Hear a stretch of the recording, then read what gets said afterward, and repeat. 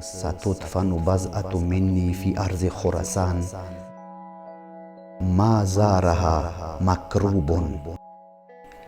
إلا نفس الله کربا. یو کس هم مغموم څه راشي کنه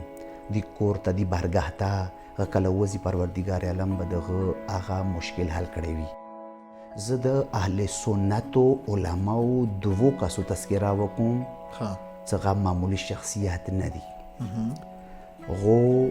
څه ذکر کړی ده د امام رضا علیه صلات وسلام زیارت متعلق څه د دې روایت تفسیر کې صرف نمونې ذکر کوم. یو مصداق یو کس هغو کې دی څه کوم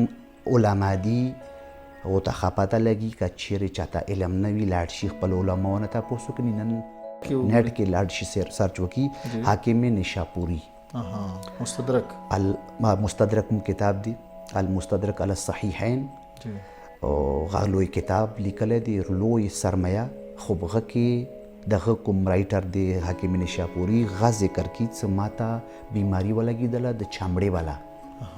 خو د چمړې بیماري د شان سره ما وجود کې پیدا وشوه څه ما بیا لیکل نشو کولی. زه راغللم چېرته د امام رضا علیه السلام برګاه ملکوتي ته او هغه سره مخامخ کله ودرېدلم ما دعا وکړه پروردګاره تا ته د دې عظیمې هستي واسطه وي د ما دا مشکل برطرف کړي. وی څه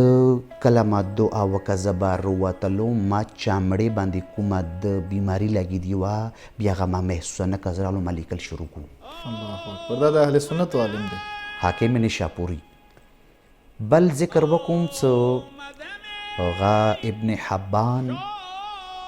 دا هغه کس دی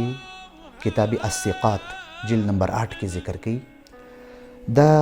وی څه کله هم ما دپاره خراسان کې مشکل پیښ شولی غم مسئله مشکل گرفتاری نو ما به بیا فورا رخ کول د امام رضا علیه السلام برګاه ملکوتي ته به راغللم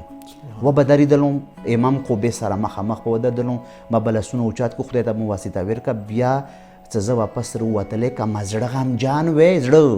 بیا راووتلی ما زړه کې بیا شادي سکون آرامش به و ما مسله به حل شوه. یو ځلي دوه ځلي درې ځلي څو ځلي عبارت هذا شیء د هغه کار دی څه جربته د دې تجربه مرارا کله هم څه راغلی یو مشکل کې ووتلم د مشکل کشا زیله خاطره پروردګار د ما مشکل ما زارها مکروب الا نفس الله کربا.